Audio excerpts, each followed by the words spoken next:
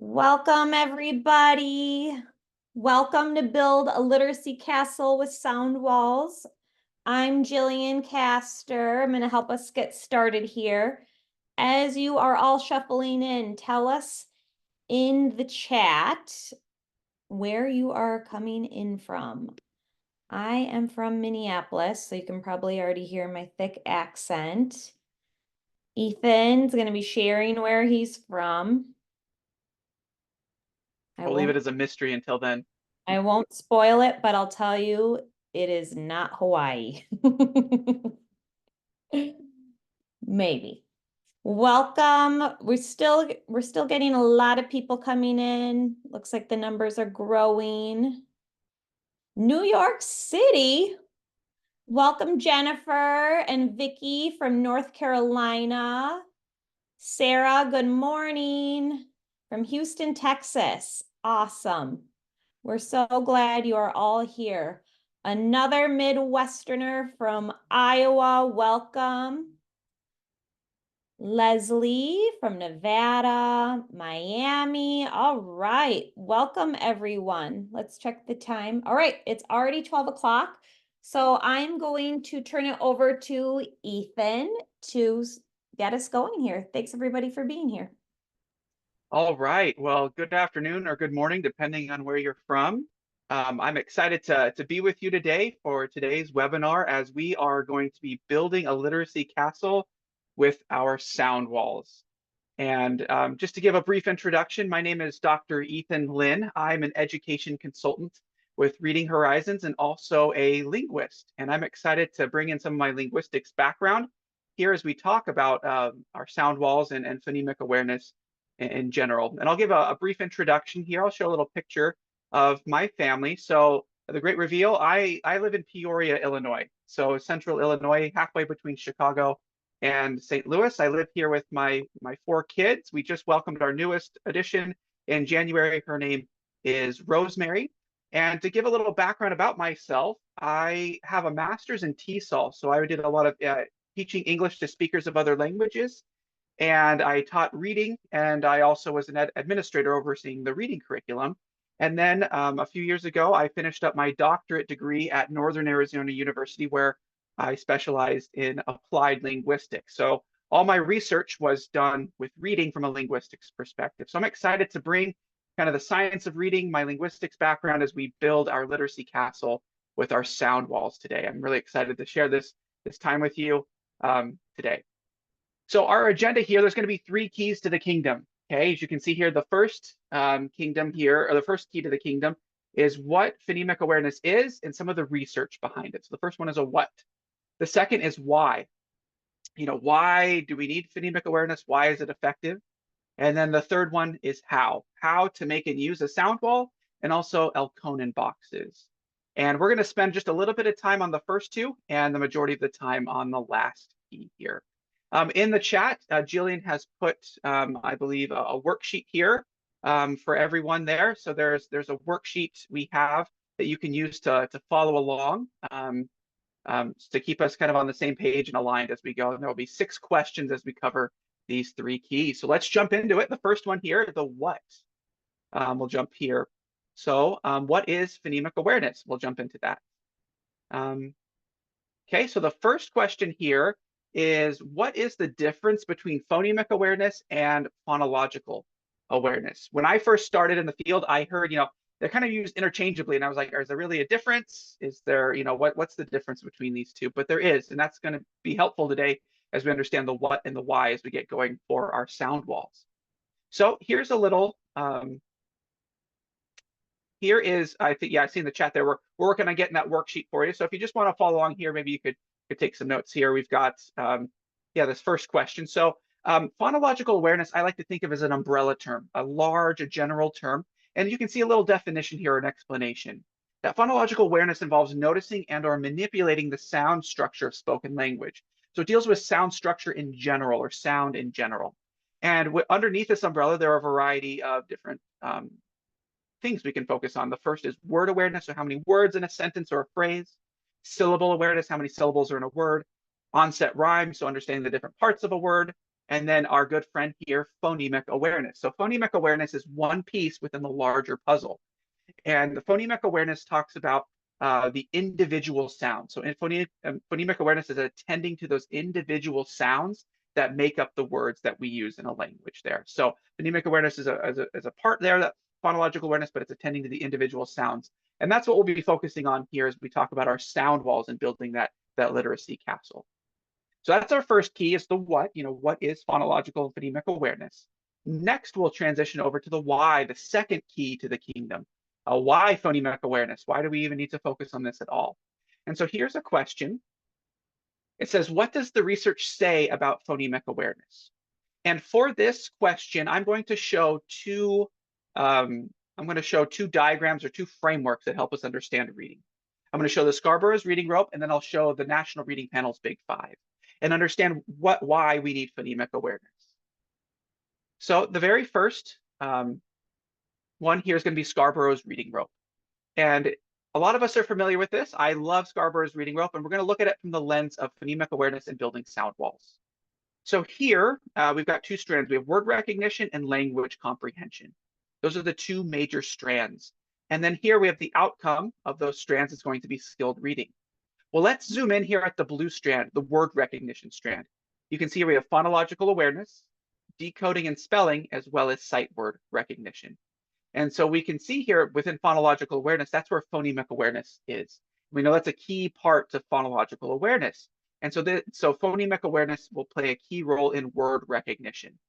And then as our word recognition skills become increasingly automatic, we can then use our brain capacity, our bandwidth, and then focus on the language comprehension. And so phonemic awareness plays a critical role in that word recognition. It allows us to focus more on language comprehension, which becomes increasingly strategic, and it plays a critical role overall in skilled reading. It's an important strand woven throughout to arrive at skilled reading. So that's the first model here. The second one that I wanted to show you is the Big Five, or the National Reading Panel's 5 components of effective reading instruction. So after they read 100,000 research articles, the National Reading Panel distilled their findings into 5 components. And I've organized it here in a pyramid. A lot of times it's like in pillars, but we've got a pyramid here. And it kind of shows, I kind of like it, kind of like a hierarchy, or kind of shows how things build, especially as we're talking about our literacy castles. So the first part here you can see is our good friend phonemic awareness. It's that foundation in the base. And from there we move to phonics and decoding, so putting letters to sounds. And then we move to fluency, that automatic decoding. And then we've got vocabulary, and then we move to comprehension. So the Big Five here, and I like to think of phonemic awareness as serving as that base, the attending to, the understanding, the hearing, the differentiating of the individual sounds that make up our language and make up those words in the language. So that's what research says about phonemic awareness, the foundational piece here, and the overall structure for reading. So those are our first two keys. We've already done the what and the why, and now we'll transition over here to the how. And this is where we're going to be spending the majority of our time today, is on the how. How do we build sound walls? How do we utilize sound walls? And then we're going to throw in an extra piece here later on about Elkonin boxes to help supplement and our use of sound walls. All right, so the third question, here it is. What are the 4 considerations for making and using a sound wall? And I'll go ahead and show a sound wall here, and we'll talk about these 4 considerations. So first, I'm going to be showing here the vowels, how the vowels are organized here. So here's a sound wall depicting vowels. And what are these 4 considerations? There's a lot going on here. We'll focus on these 4. The first one here I'm pointing to is having some sort of visual representation or depiction of how each phoneme is articulated. So you can see in this case, we have a child's mouth, of a picture of a child's mouth or a student's mouth here, of them articulating or making the phoneme. So what are their teeth doing? What is their tongue and their lips? And perhaps what shape is their mouth, and how open is their mouth here? And that's one critical consideration. So that's the first consideration, is having some sort of representation, some visual on how to make and articulate the phoneme. The second is to pair the phoneme with the grapheme, or the letters. And you can see here we have the letters that correspond to each phoneme. Now, I'll have a slide after this. We're going to dive deeper into this. There's a little more than just pairing them. There's different considerations we need to remember. But just for now, we just need to remember we need to link the letters and sounds when they're developmentally appropriate. And we can talk about that more in detail in a little bit. The third consideration is going to be the layout or the organization. And the way that I like to say this is it needs to be laid out in a logical way that has some sort of linguistic reality that reflects the way that we articulate these phonemes. Now, we're focusing here on the vowels, and this is going to be called vowel valley. And I'll kind of explain this just very briefly. There's a lot going on here, but I'll just kind of briefly touch on this. So if you notice here, the first sound is the long E. So the E sound. And if you see me in the camera or you see yourself articulate this phoneme, I'm making a smile, E, E. It's more of a smile. It's a smiley sound. Now let's go to the bottom of this valley, the short O, the ah. So do you notice here I'm going from a smile, E, to a more of a rounded ah. And then here, this final point here on the far right side is going to be an oo. It's more of like a rounded, kind of like you're sipping something through a straw. And so what happens here is as we're making the transition from E to ah and from ah to oo, each of these phonemes is going to represent one step towards getting there. So for example, from E here, we're now slightly lowering the chin here. The mouth is slightly opening until we reach the fully open ah. And then as we go from ah, we're slightly closing the mouth, and then we're slightly rounding the lips here to make the oo sound. So it's laid out in a logical way here in the way that we articulate these phonemes with our mouths.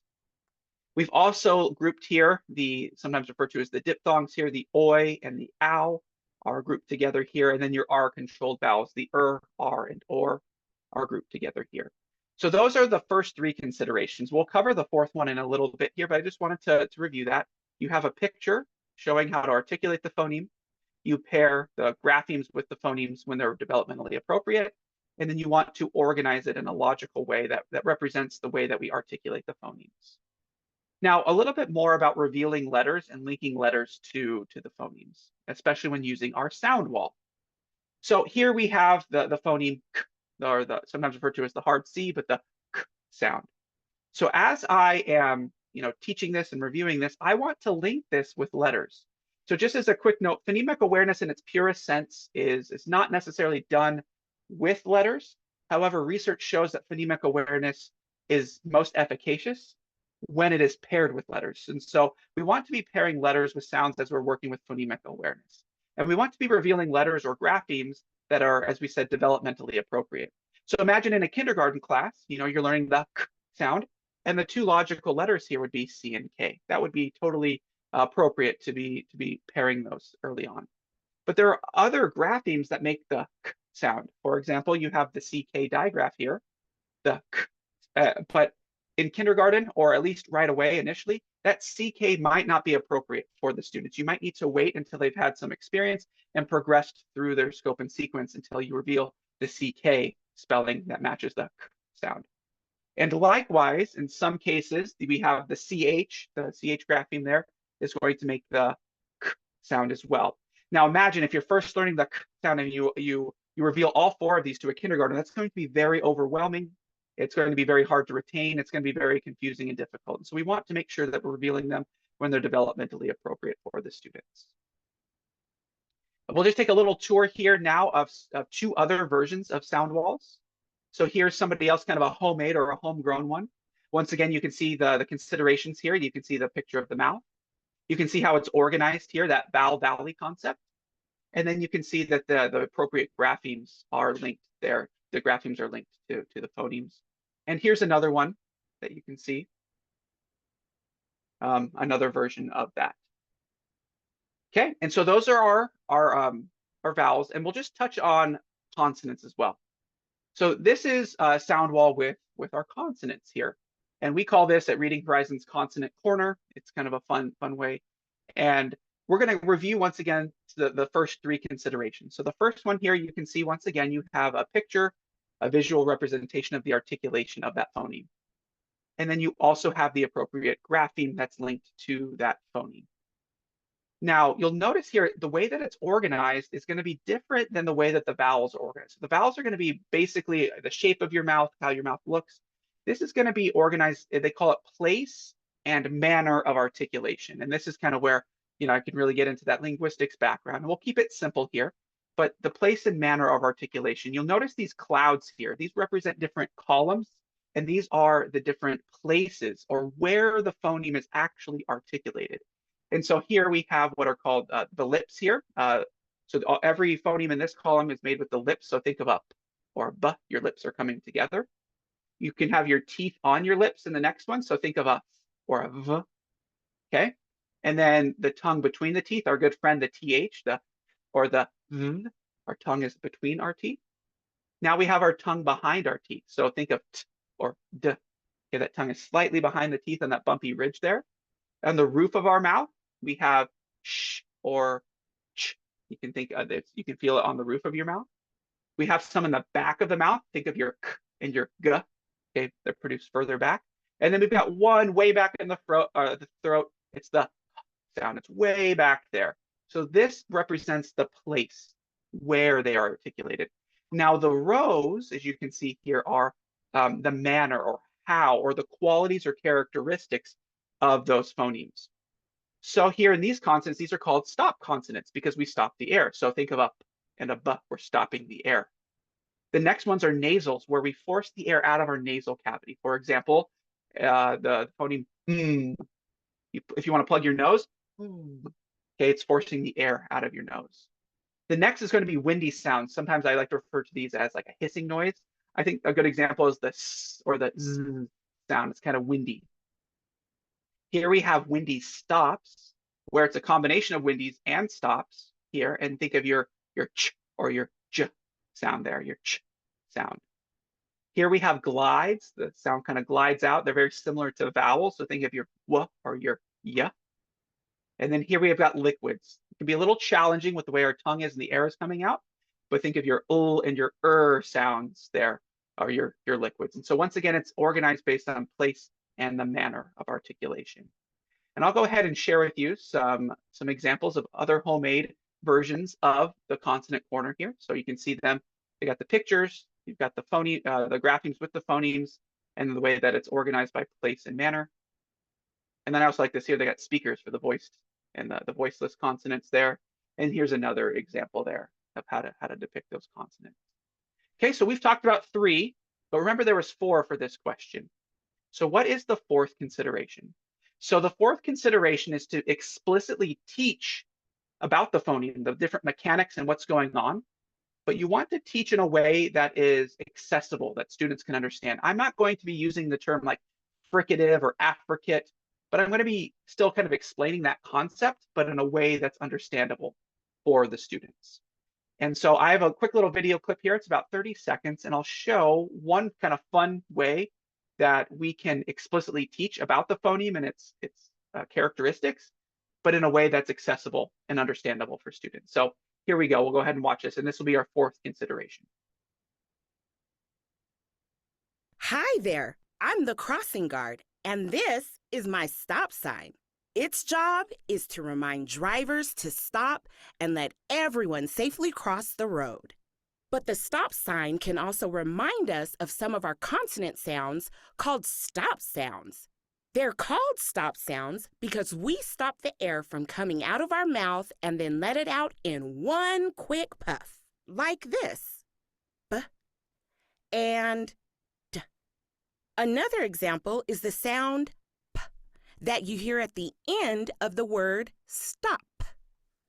All right, time to cross the street. Be safe. Okay, I love that clip there. It really helps us understand what that could look like. And that would be the 4th consideration here as you're using and implementing a sound wall. Okay, so we're now going to transition to our 4th question. There are 6 in total. We're now at question number 4. And this question here is, what are the important aspects of effective sound wall instruction? So we're going to watch a video clip here of a teacher using a sound wall for the phonemic awareness instruction. And we're going to notice some of the best practices that she employs. So some of the important aspects And this is kind of a personal question, so I want you to pay attention to see what kind of jumps out to you and what important parts that she's doing that you might want to do or that you might want to be reminded of. So we'll go ahead and watch this video clip here of the teacher. So the first part, she's just going to be introducing the phoneme. She's just kind of getting the students used to it. And then the second part will actually show how she uses the sound wall. But it's really interesting to see how she introduces the phoneme first and then brings in that sound wall for reinforcement there. All right, so we'll go ahead and watch her introduce the phoneme. Today, watch my mouth as I say, mm. Now it's your turn. Will you get out your mirrors and say, with me? Good. Look at your mouth as you say, and pay attention to what your mouth is doing. Are your lips open when you say this sound? Yes, they are. But the tongue is kind of blocking your mouth from being all the way open, right? Say again. Look in the mirror. Is there something that's blocking the air as it comes out? Yes. Yeah, our tongue is, right? Can you tell? Say again. Do you see how the tongue kind of a little bit blocks the air? So that means this is a consonant sound. What is your tongue doing? Say again and think what your tongue is doing. Where's your tongue? Yes, it actually is pushing against the bumps right behind your front teeth. So you can feel that. Think about your tongue is right in those bumps. Try that again. Now we're going to try something a little. Okay, I really like that, how she introduces it. She's raising their awareness. They're using mirror. She's, drawing the attention to the place, where it's being produced, how with, the nasal sound, really drawing the awareness there and using great language and to help the students understand that. So I think that's wonderful, a wonderful way to be introducing the sound of the phonemes here. Now, like we said, we're getting the keys to the castle here of building our sound walls. And so now we're going to fast forward here and we're going to look at how she introduces this with a sound wall and how she implements that. Okay, and it'll be about a 30-second clip here. Find this sound on our sound wall. So we know it's a consonant sound, so it's going to be over with consonant corner. Can you try to point to the picture that matches? Yes, there it is. We've already learned a couple spellings for n. Today we're going to learn a new spelling. Houston, will you take that sticky note off? What is it? K-N. K-N. Yes, and I have it on my card right here. Let's take that off so we can see K-N is another spelling for okay. Okay, and I really like that. She draws the attention to the sound wall where it's organized. The students know it's a consonant because of what they've been learning. They can find it within that organization. And then something there that I find very helpful is it's the n sound, but it's the grapheme KN. So kind of that lower frequency digraph, that KN there. Now, it wouldn't necessarily be appropriate, like we said earlier, for a kindergartner or someone younger that hasn't quite learned that yet to be introducing that. But these students here, it's developmentally appropriate. But remember, she had it covered before she was going to introduce it there. And so that was a wise step there. But utilizing that sound wall fully, how to make it the appropriate phoneme with the grapheme, and then having the students know where it is in the organization there of that chart, and then using that language there once again to explain explicitly kind of the intricacies and the characteristics of that phoneme. All right, so now we're going to shift gears here. So we've been talking about sound walls. So sound walls are a wonderful way, as we're building our literacy castle here. Those sound walls are very, very important. We've gone over the considerations.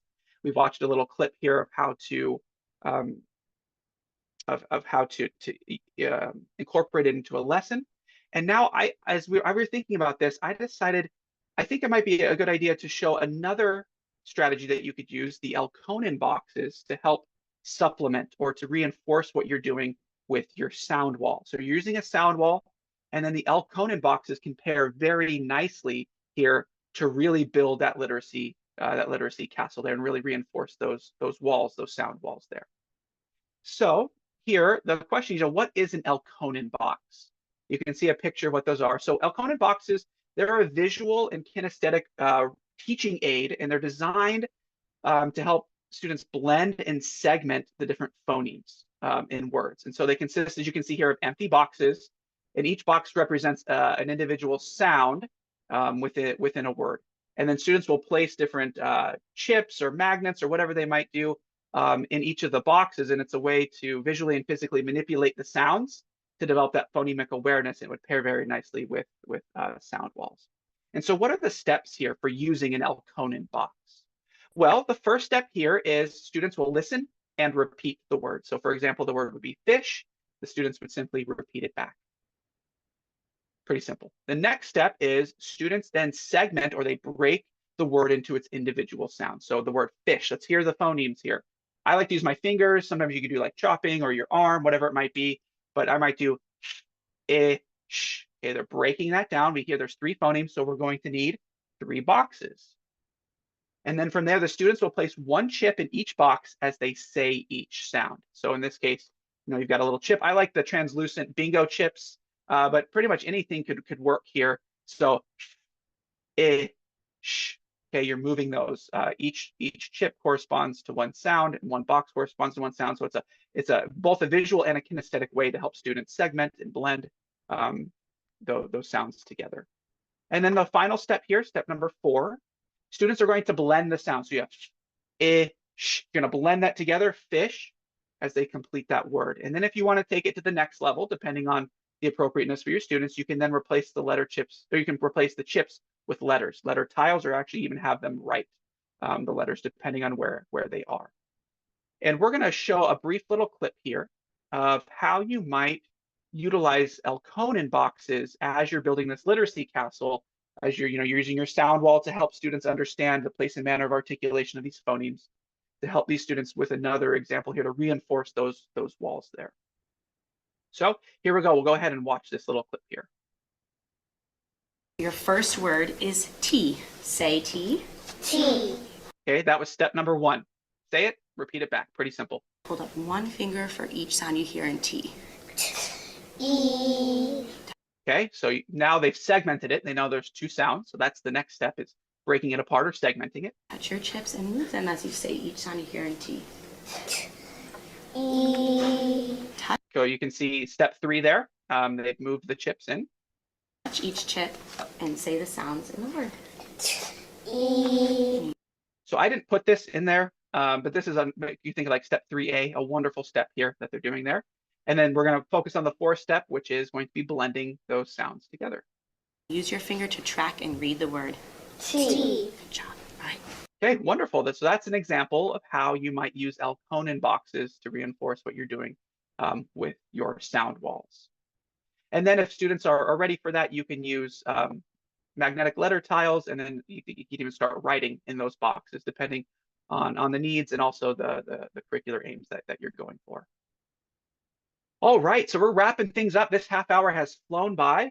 And once again, we talked about our 3 keys to the kingdom. The first was the what. What is phonemic awareness? And what does the research say? Number 2 was the why. Why phonemic awareness instruction is effective for all students. And then we transitioned into the how. And then we really focused a lot on those sound walls, the different considerations of how to organize them and how to fully maximize them in the classroom.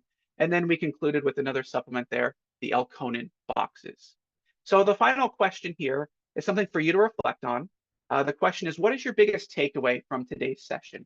I know there was a lot of information. Everybody comes from a different context, but I just want you to reflect on what your biggest takeaway is. And then I hope that takeaway can then lead to some sort of action in the classroom to potentially improve teaching practices, but hopefully that takeaway can lead there to an action. So that concludes there kind of the portion there of this webinar. We're just going to hand it back over to Jillian, who's going to give us some final words and a final wrap up. Ethan, thank you so much. That was so insightful as always. If you just want to click to the next screen, I just want to share real quick that we are going to have a giveaway. We're going to do it a week from today. So this is going to give you a chance to invite your colleagues to watch the recording. And anybody who attended live or watched the recording will be in a random drawing to win our Sound City giveaway. So you would get the posters, the phoneme cards, and then the explicit lessons that come with it as well. Exciting news though, because right after this, when we end the webinar, you are going to get a screen is going to pop up. It will also be emailed to you with your phonemic awareness toolkit. So in that, you will get a downloadable portable sound wall that you see there in the middle, and then Elkonin boxes and a little guide in how to use the Elkonin boxes. So everybody will get that. And I just wanted to also announce next week, we're going to be announcing something very exciting at Reading Horizons. So just check your inbox. And that is really all that I have. So I just wanted to thank everybody again. Thank you, Dr. Ethan Lynn, for a great presentation. And we look forward to seeing you at the next webinar. All right. Thank you, everyone. Take care. Bye.